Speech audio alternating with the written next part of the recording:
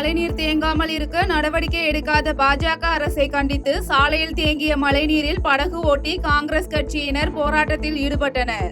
வட மாநிலங்களில் கடந்த சில நாட்களாக தொடர்ந்து பெய்து வரும் கனமழை காரணமாக குடியிருப்பு பகுதிகளில் மழைநீர் சூழ்ந்து பொதுமக்களின் இயல்பு வாழ்க்கை பாதிக்கப்பட்டுள்ளது. இந்நிலையில் ஹரியானாவில் பெய்த கனமழையால் சாலைகளில் மழைநீர் தேங்கி போக்குவரத்து நெரிசல் ஏற்பட்டது.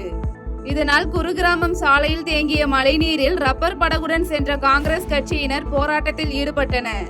மேலும் மழையின் போது வெள்ள நீர் தேங்காமல் இருக்க பாஜக அரசு நடவடிக்கை எடுக்கவில்லை என்றும் போராட்டத்தில் ஈடுபட்டவர்கள் கோஷமிட்டனர். ஜவுளி ஆலையில் ஏற்பட்ட தீ விபத்து காரணமாக பணியில் இருந்த 2 பேர் உயிரிழந்த நிலையில் 20 பேர் படுகாயமடைந்து மருத்துவமனையில் சிகிச்சை பெற்று வருகின்றனர்.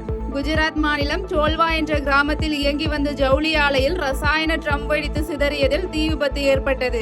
இதில் பணியில் இருந்த 2 பேர் சம்பவ இடத்திலேயே உயிரிழந்த நிலையில் 20க்கும் மேற்பட்டோர் படுகாயமடைந்தனர். இதனையடுத்து தகவல் அறிந்து சம்பவ இடத்திற்கு வந்த பர்தோலி தீயணைப்பு துறையினர் பல மணி நேர போராட்டத்திற்கு பிறகு தீயினை அணைத்தனர். இதனைத் தொடர்ந்து தீ விபத்தில் படுகாயமடைந்தவர்கள் மருத்துவமனைக்கு அனுப்பி வைக்கப்பட்ட பின்னர் தீ விபத்து குறித்து போலீசார் விசாரணை மேற்கொண்டு வருகின்றனர்.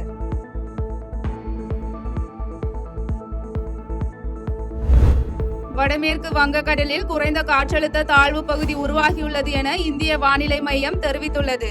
வடக்கு வங்கக்கடலில் புதிய காற்றழுத்த தாழ்வு பகுதி உருவாகியுள்ளது என்றும் அடுத்த 24 மணி நேரத்தில் இது ஆழ்ந்த காற்றழுத்த தாழ்வு பகுதியாக வலுவடையலாம் என்றும் இந்திய வானிலை ஆய்வு மையம் அறிக்கை வெளியிட்டுள்ளது. மேலும் அந்த அறிக்கையில் மேற்கு திசை காற்றின் வேக மாறுபாடு காரணமாக தமிழகம், புதுச்சேரி, காரைக்காலில் இடி மின்னல் மற்றும் பலத்த காற்றுடன் மிதமான மழை பெய்ய வாய்ப்புள்ளது என்றும் சென்னை மற்றும் புறநகர் பகுதிகளில் வானம் ஓரளவு மேகமூட்டமாகவும் ஒரு சில இடங்களில் இடி மின்னலுடன் லேசான அல்லது மிதமான மழை பெய்ய வாய்ப்புள்ளது என்றும் குறிப்பிடப்பட்டுள்ளது. பஞ்சாப் மாநிலத்தில் ஏற்பட்ட வெள்ளத்தில் 29 பேர் உயிரிழந்து 2.56 லட்சம் பேர் பாதிக்கப்பட்டுள்ள நிலையில் வெள்ள பாதிப்பு குறித்து பஞ்சாப் முதலமைச்சர் பகவந்த் சிங் மானிடம் தொலைபேசி மூலமாக பிரதமர் மோடி கேட்டறிந்தார். ஹிமாச்சல பிரதேசம் மற்றும் ஜம்மு காஷ்மீரில் பெய்த கனமழை காரணமாக சட்லஸ், பியாஸ் உள்ளிட்ட ஆறுகளில் உபரி நீர் அதிகரிப்பு காரணமாக பஞ்சாப் மாநிலத்தில் வெள்ளப்பெருக்கு ஏற்பட்டது. இந்த வெள்ளத்தால் குருதாஸ்பூர், பதான்கோட், பாசில்கா, கபூர்தலா உள்ளிட்ட கிராமங்களில் அதிக பாதிப்பு ஏற்பட்டு மக்களின் இயல்பு வாழ்க்கை பாதிக்கப்பட்டது. இந்நிலையில் இந்த வெள்ளப்பெருக்கு காரணமாக 29 பேர் உயிரிழந்ததை தொடர்ந்து 2.56 லட்சத்திற்கும் மேற்பட்டோர் பாதிக்கப்பட்டு உள்ளனர். தொடர்ந்து பதன்கோட், அமிர்தசரஸ், பாசில்கா மற்றும் பதண்டா உள்ளிட்ட மாவட்டங்களில் மீட்பு படையினர் மீட்பு பணியில் ஈடுபட்டு வரும் நிலையில் வெளிநாட்டு பயணம் முடிந்து டில்லி திரும்பிய பிரதமர் மோடி பஞ்சாப் முதலமைச்சருடன் தொலைபேசியில் ஆலோசனை நடத்தி வெள்ளத்தால் பாதிக்கப்பட்ட இடங்கள், சேத விவரம், மீட்பு நடவடிக்கைகள் குறித்து கேட்டறிந்தவர் மீட்பு பணிகளுக்கு மத்திய அரசு துணை நிற்கும் என உறுதியளித்தார்.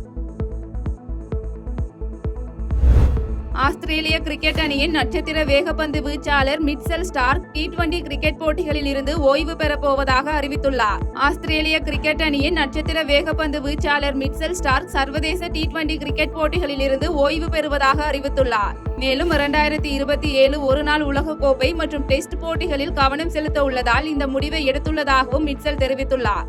இந்நிலையில் மிட்சல் ஸ்டார்க் 65 சர்வதேச T20 போட்டிகளில் விளையாடி 79 விக்கெட்டுகளை வீழ்த்தியுள்ளார் என்பது குறிப்பிடத்தக்கது. பாதகம் செய்பவரை கண்டால் நாம் பயம் கொள்ளலாகாது பாப்பா. மோதி மிதித்துவிடு பாப்பா, அவர் முகத்தில் உமிழ்ந்துவிடு பாப்பா.